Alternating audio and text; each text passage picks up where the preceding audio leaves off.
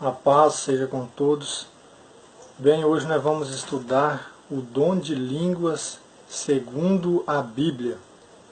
Então vamos entender o que é o dom de línguas, o que a Bíblia diz, porque muitas igrejas dizem que tem o dom de línguas. Então vamos ver se está corretamente de acordo com a Bíblia, segundo o princípio que o apóstolo Paulo mesmo disse. Nós, como cristãos, devemos ter somente a Escritura. Então nós devemos basear somente na Bíblia. Não ir além do que está escrito. Ele disse em 1 Coríntios capítulo 4, verso 6. Então hoje vamos abordar esse tema na Bíblia. Vamos pegar a Bíblia. Vamos começar em Gênesis, porque foi em Gênesis que tudo isso se originou. Vamos entender como que começou isto. Então em Gênesis capítulo 11, nós vamos ver aqui toda a terra com uma mesma língua. É o título que eu tenho aqui na minha Bíblia. Em outras Bíblias pode ter um título diferente. Mas o que importa aqui mesmo é o texto.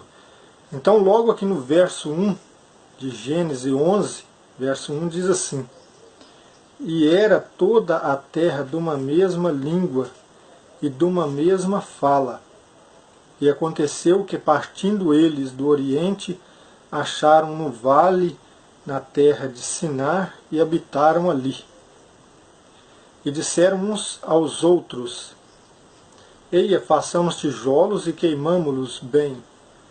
E foi-lhes os tijolos por pedra e o betume por cal. E disseram: Eia, edificamos nós uma cidade e uma torre cujo cume toque nos céus, e façamo-nos um nome, para que não sejamos espalhados sobre a face de toda a terra. Então nós já vemos aqui no verso 1 que todos os que habitavam na terra tinham uma mesma língua, quer dizer, falavam o mesmo idioma. Verso 1. Era toda a terra de uma mesma língua e de uma mesma fala. Vamos continuar a leitura aqui. No verso 5. Então desceu o Senhor para ver a cidade e a torre que os filhos dos homens edificavam. E disse: Eis que o povo é um, e todos têm uma mesma língua. Isto é, o que começam a fazer. E agora não haverá restrição para tudo o que eles intentam fazer. Verso 7. Eia, desçamos e confundamos ali a sua língua, para que não entenda um a língua do outro. Assim o Senhor os espalhou dali sobre a face de toda a terra, e cessaram de edificar a cidade. Por isso se chamou o seu nome Babel, porquanto ali confundiu o Senhor a língua de toda a terra, e dali os espalhou o Senhor sobre a face de toda a terra. Então nós vemos aqui qual o objetivo de Deus primeiramente. O objetivo de Deus era de que o homem multiplicasse, enchesse a terra e dominasse sobre ela. Mas nós vemos aqui que esses habitantes, esses primeiros habitantes que haveram, depois do dilúvio, eles queriam se fixar num só lugar.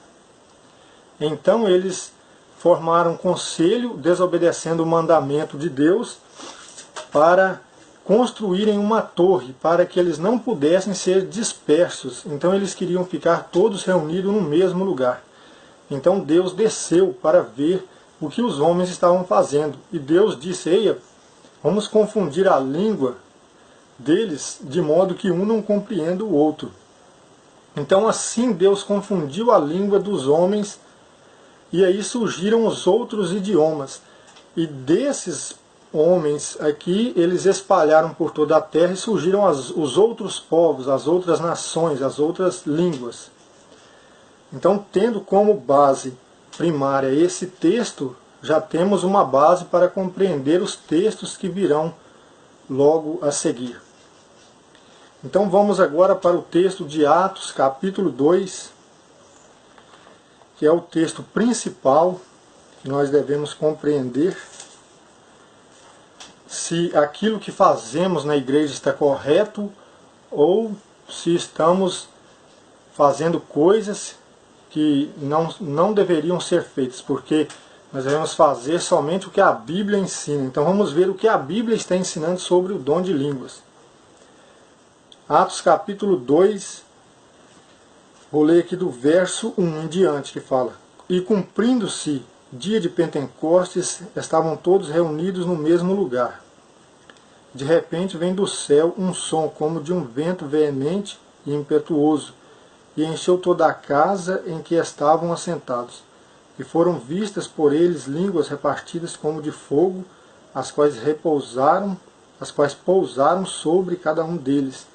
E todos foram cheios do Espírito Santo e começaram a falar noutras línguas. Aqui você já nota essa versão aqui, João Ferreira de Almeida, mas também nas versões da Bíblia Católica está igual. Em outras línguas, nunca línguas estranhas. O termo língua estranha foi mal traduzido por João Ferreira de Almeida. No original não é assim, é noutras línguas, outros idiomas. E começaram a falar noutras línguas conforme o Espírito Santo lhe concedia que falasse. E em Jerusalém estavam habitando judeus, varões religiosos, de todas as nações que estão debaixo do céu. Então você nota aqui que em Babel, lá em Gênesis 11, todos os habitantes que haviam na terra naquele tempo estavam fixados ali, construindo uma torre. Agora aqui em Jerusalém, há de novo um ajuntamento de todos os povos, quando o Espírito Santo é derramado no dia do Pentecostes, que é 50 dias depois da Páscoa, né? Verso 6. E correndo aquela voz, juntou-se uma multidão e estava confusa, porque cada um os ouvia falar na sua própria língua. Então, se você lembra do texto anterior que lemos, diz que lá no verso, eu posso até olhar aqui para estar conferindo, aqui em Gênesis 11, Gênesis capítulo 11, diz assim, o verso 7, Deus falando: Eia, desçamos e confundamos ali a sua língua, para que não entenda uma língua do outro. Então, quando Deus confundiu as línguas em Babel ou Babilônia, que era um símbolo de grandeza, o que os homens queriam era uma autossuficiência, um poder, uma maneira de subsistir, quer dizer, construindo uma torre, eles falando uma mesma língua, nada seria impossível para eles. Não era esse o projeto de Deus naquele momento. Então Deus confundiu as línguas e eles não compreenderam um ao outro. Então eles tiveram que se separar. Agora, como vemos aqui em Atos 2, verso 6, diz: E correndo aquela voz, juntou-se uma multidão e estava confusa, porque cada um os ouvia falar na sua própria língua. Agora eles ficaram confusos porque compreendiam um judeu falando com um grego, com um cretense ou de uma outra nação lá, e falava a mesma língua dele. Então eles ficaram confusos. O que é isso? Como é que essas pessoas são galileus e estão falando a nossa própria língua? Como vemos aqui do verso 7. E todos pasmavam e se maravilhavam, dizendo uns aos outros: Pois que não são galileus todos esses homens que estão falando? Como, pois, os ouvimos cada um na nossa própria língua em que somos nascidos? Então aqui nunca é usado o termo uma língua estranha e incompreensível. Aqui é usado uma outra língua, algo que eles... Como que pode alguém de um outro povo falar a nossa língua em que somos nascidos? É como se nós chegássemos lá nos Estados Unidos e falássemos inglês sem nunca ter estudado inglês. Aquele povo vai ficar confuso, mas espera aí, eles são brasileiros, como que eles estão falando inglês? Então foi isso que aconteceu. Os apóstolos, cheios do Espírito Santo, o Espírito os impelia e eles falavam a língua daquelas pessoas, anunciando as grandezas de Deus, quer dizer, anunciando agora a morte e a ressurreição de Cristo e a salvação por meio do sacrifício de Jesus Cristo. verso 8. Aqui vai citar agora as nações que estavam ali. Partos e medos, elamitas e os que habitam na Mesopotâmia, e Judéia e Capadócia, Ponto e Ásia, Frígia, Panfília, Egito, partes da Líbia, junto a Cirene, e forasteiros romanos, tanto judeus como prosélitos, cretenses e árabes, todos os temos ouvido em nossas próprias línguas. Quer dizer, todas essas nações aqui ouviram na própria língua deles os apóstolos anunciarem os mistérios de Deus.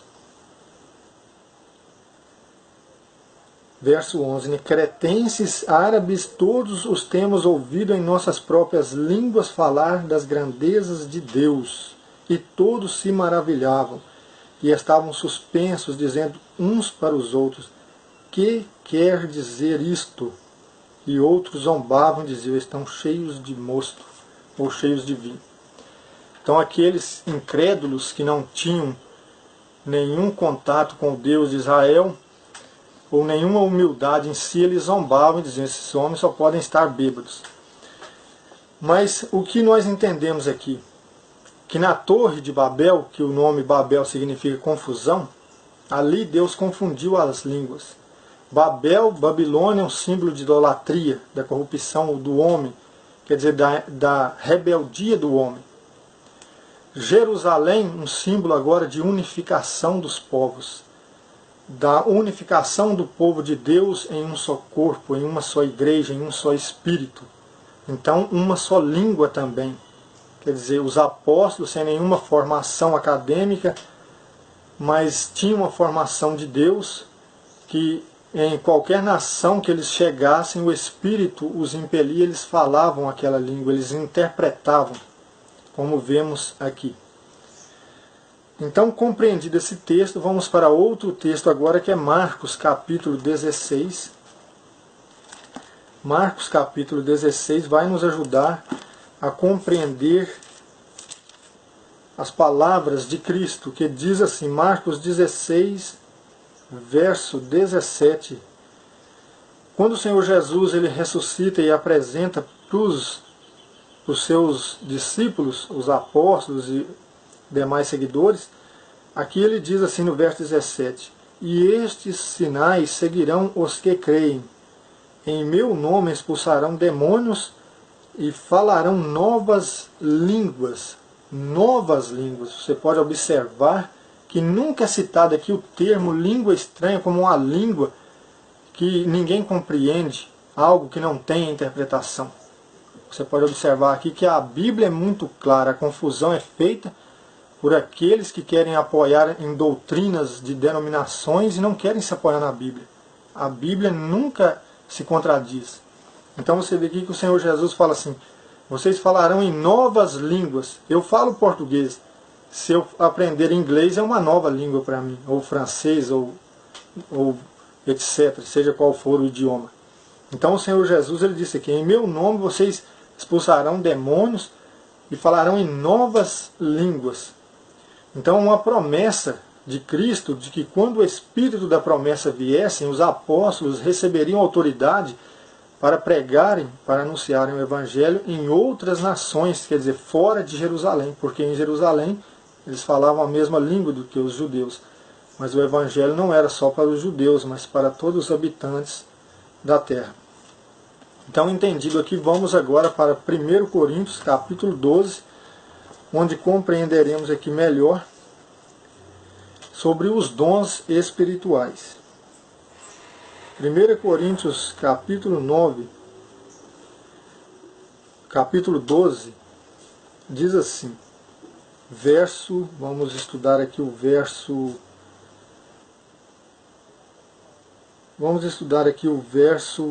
8, 12 do 8 em diante. Porque a um pelo Espírito é dada a palavra da sabedoria.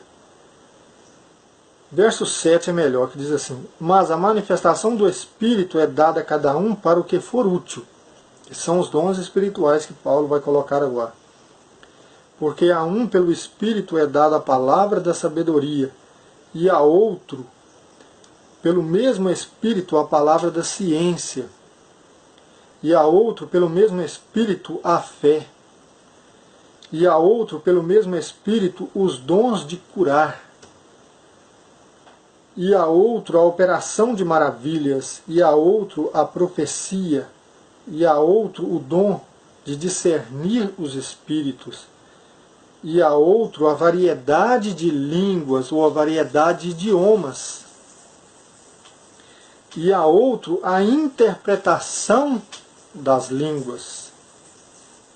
Você viu aqui, ficou bem claro. Então, o Espírito, o que Paulo, sendo revelado pelo Espírito, ele diz aqui no verso 7, mas a manifestação do Espírito é dada a cada um para o que for útil.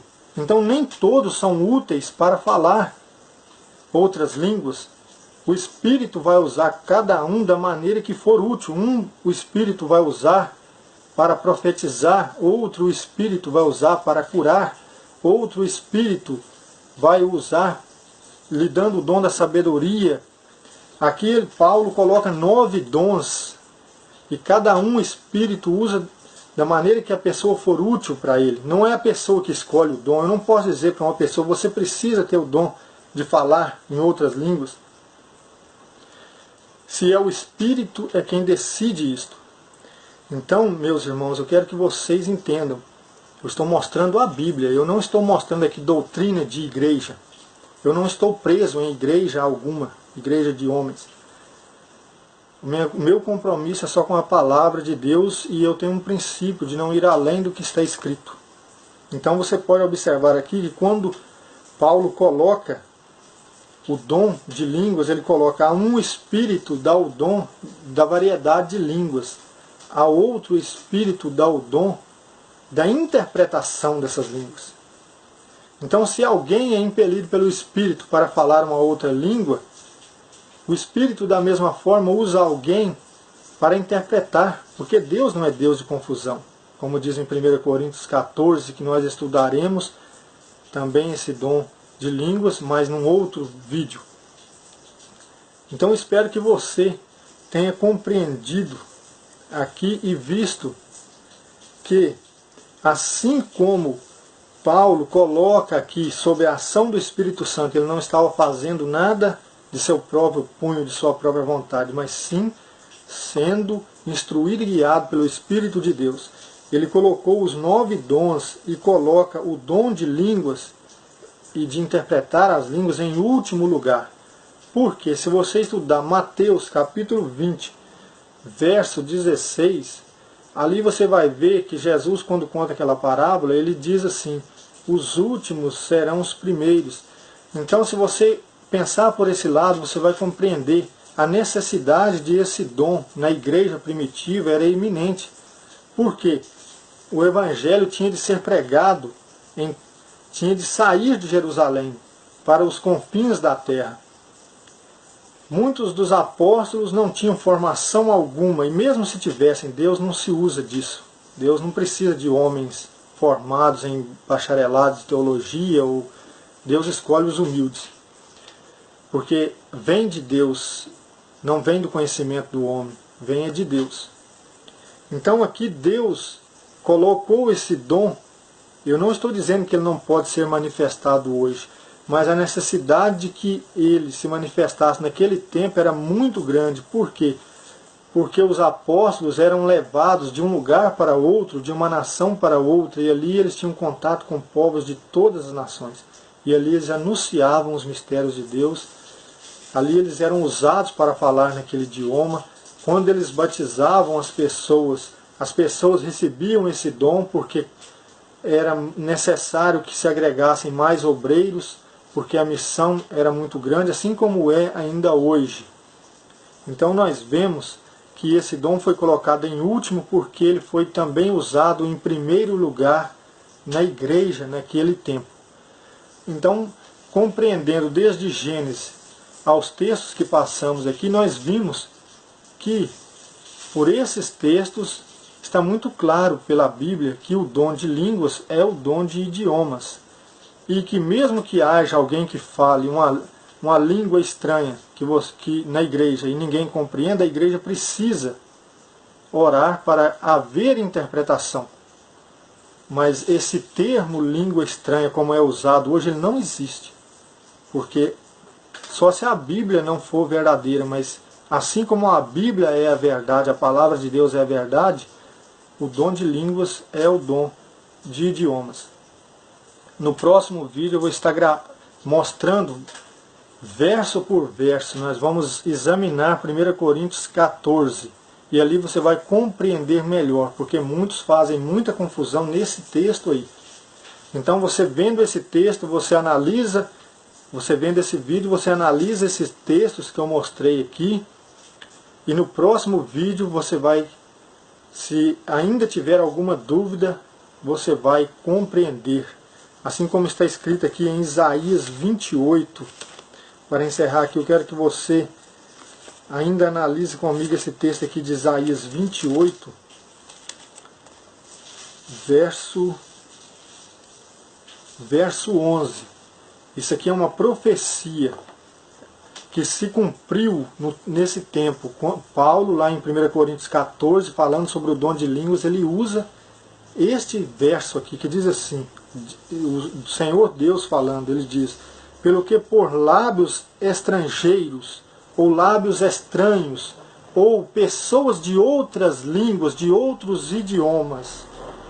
Olha para você ver o que está dizendo aqui, Isaías 28, verso 11. Pelo que por lábios estranhos e por outra língua falarei a este povo. Olha para você ver, e olha para você ver o que está dizendo aqui em 1 Coríntios 14, ó. Verso 21, está escrito na lei, 1 Coríntios 14, verso 21, falando sobre o dom de línguas. Por gente de outras línguas e por outros lábios falarei a este povo, e ainda assim me não ouvirão, diz o Senhor.